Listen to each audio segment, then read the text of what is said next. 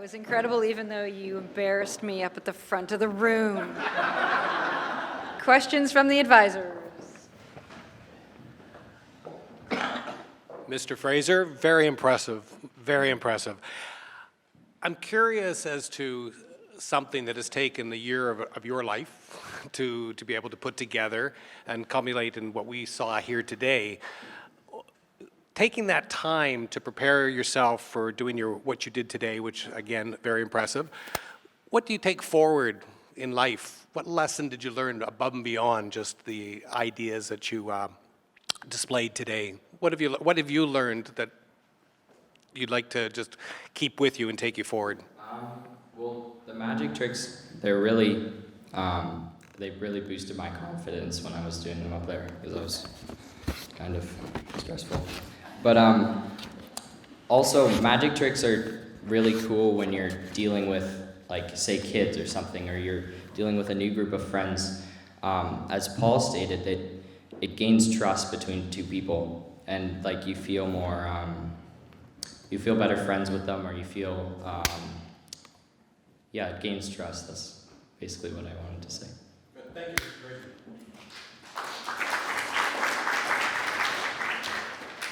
Wow. Well, I'm Paul, and I was very impressed right now, Mr. Fraser, because it's not easy to stand up here and do what you just did. But my question would be, what other fields, if you decided not to go into professional magic, into performance magic, what other applications of this knowledge do you see as being important or possibly valuable? Well, I think one big thing about magic is that it involves a lot of misdirection. So for a job like teaching, you have to misdirect students away from what's distracting them.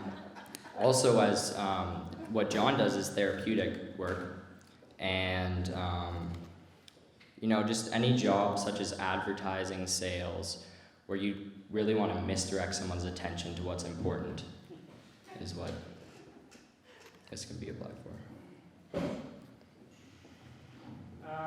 Mr. Fraser, well done, was great. This just occurred to me out of the blue, so it's kind of a sideways question. What's it like to work with adults, your advisory committee? I guess I'm asking this on behalf of the students who are watching you guys do Masterworks. So you've met with them a bunch of times, and I guess the specific question is, you've got two external advisors. What was it like to work with them, and what pieces did they bring to the table? Well, both of them are professionals in what they do, and I think they, especially, well, Paul helped me with all my magic, which I did up here, and then John really helped me up to understand the subconscious and the conscious mind, which is, you know, it's confusing to learn, but when you're working with two adults, it's more of a conversation and a better learning experience, for sure, than online. I don't know if you've had a chance to, you know, look at other magicians' work, but if you have, what's the most impressive trick that you've seen from the outside?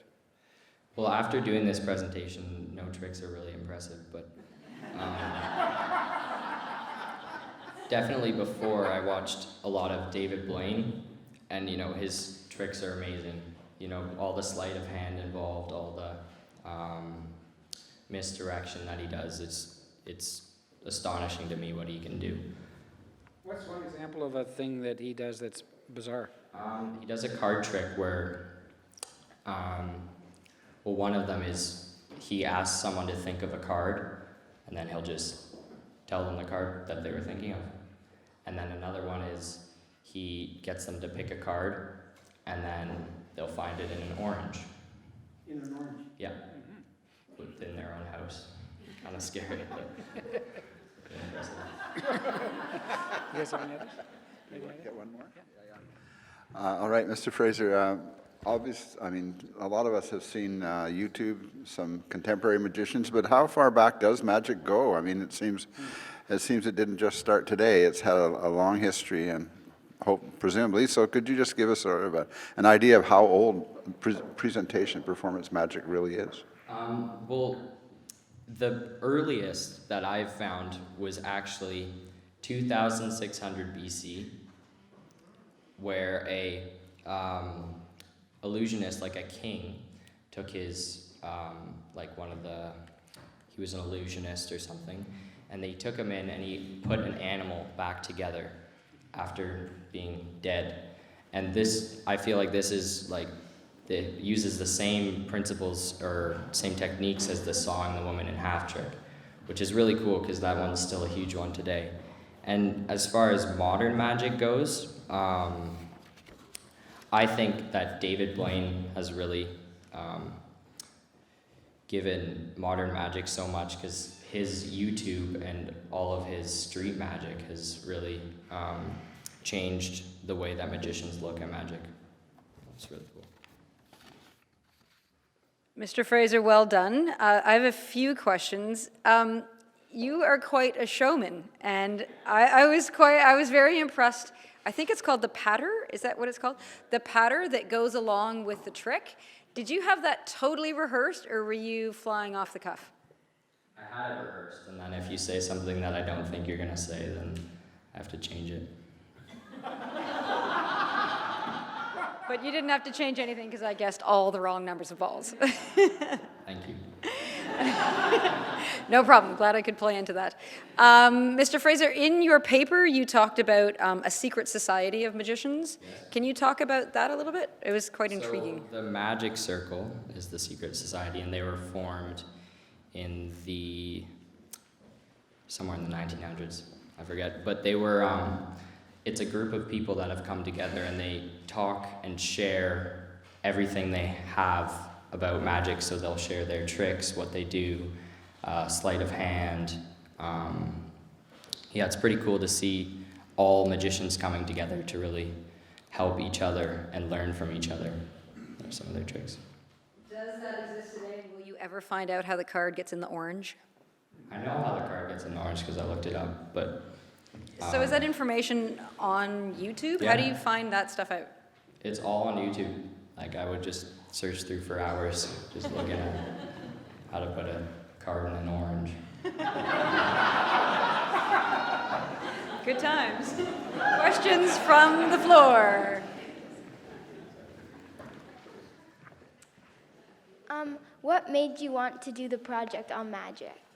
Well, I think that everybody is intrigued by magic and how it works, and I saw Masterworks as an opportunity to go a little deeper behind the magic. Yeah, and I thought it would be really entertaining, an entertaining thing about entertainment. So, yeah. Very well done, Mr. Fraser. I was wondering how much practice goes into perfecting a trick and how you practice. Well, a lot of practice does. I would sit in front of mirrors. Mirrors is the best thing to do. So you go in front of a mirror and just practice it, and if you could see the sponge ball in your hand, then you're not doing it right. It's also really good to practice on other people, which I did a lot. Thanks.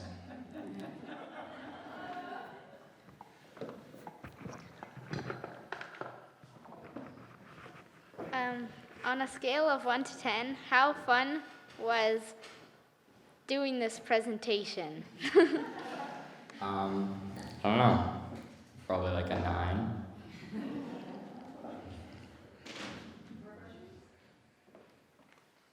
Come on. Okay, Victoria, can you come on?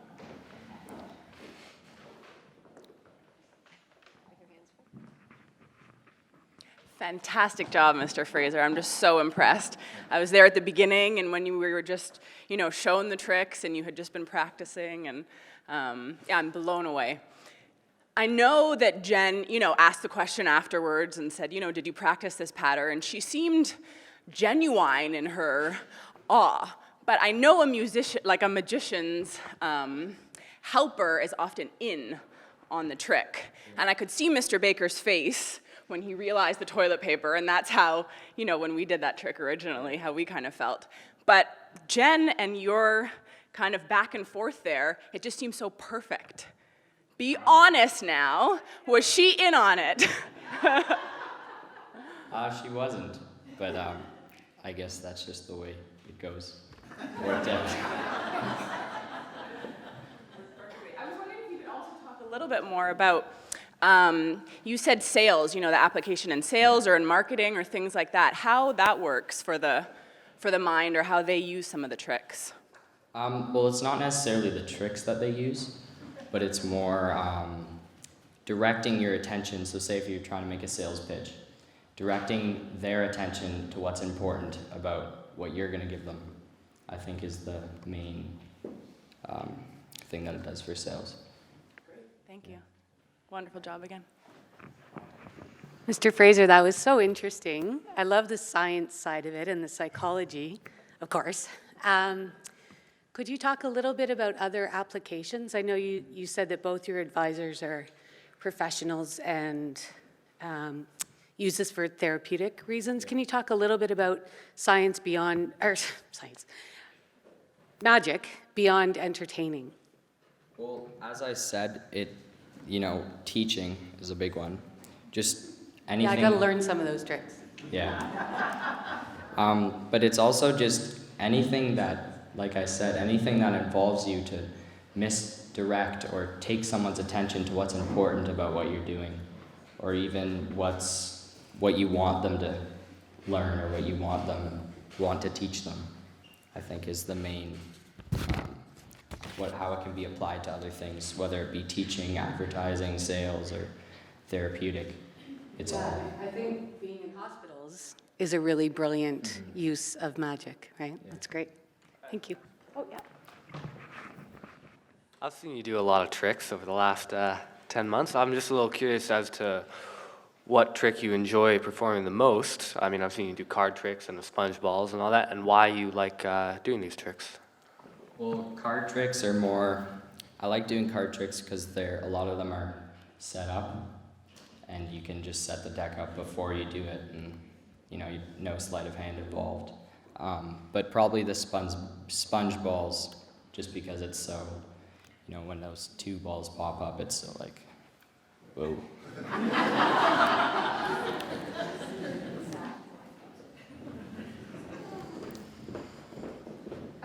Mr. Fraser, on that note, how did you get the ripping sound when you were, I thought, ripping up the balls? I'm surprised you didn't catch that, but I just rubbed the two balls together, like really firmly.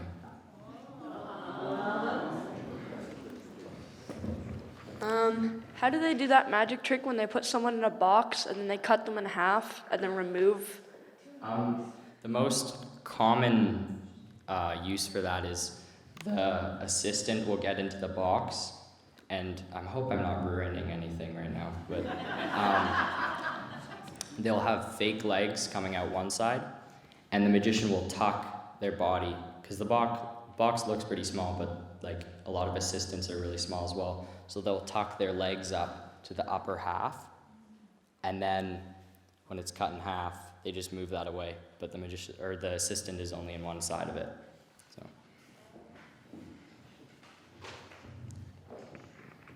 It's not really a question, but it's adding on to that too. Is sometimes what they do if they want the feet to move at the end is they'll put two assistants in two different boxes. Yeah. Well said. More questions from the floor? Yeah. I've seen like sort of tricks like sort of Houdini stunts. Like, why do people do that? Or do you know why? Entertainment. Those are called endurance artists, so they specialize in going through enduring through extreme conditions to do something that seems impossible. Were you all drawn to the endurance part of that? We weren't going to chain you up inside of a water chamber or something like that? I'm good.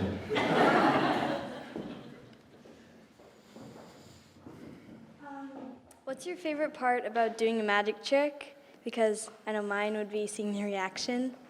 Yeah, I think mine's the reaction as well, if it's a good reaction. But once you do it enough on the same person, it kind of gets old. Chloe, would you like to comment on that? Yep.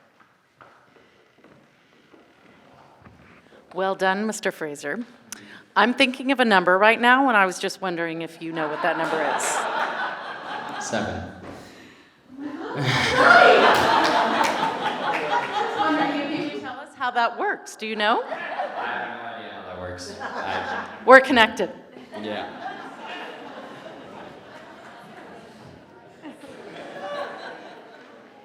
I'm going to ask the last question. Does anyone else have a question? We had an intern here last year named Craig Manville, and he was an amazing magician. Kallum, was that the start of this, or, because I know that you talked to him a lot about that. How did this start in your head?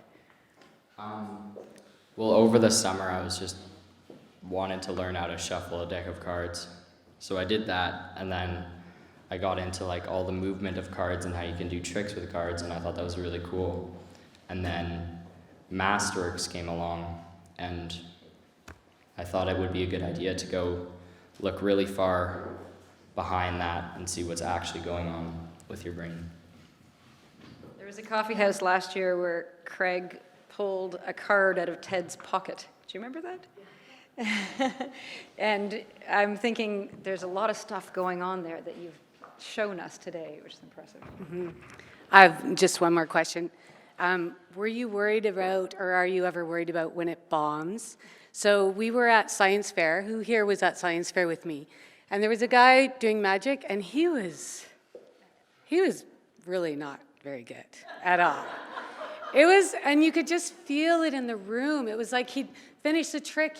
Like kids had to, pull words out of books, and he'd be able to tell you what the words were, and he'd get it wrong, and you could just feel there were like 300 kids there all going, oh, so do you worry about that? Is it something that would be a barrier? Well, I was, but not anymore. I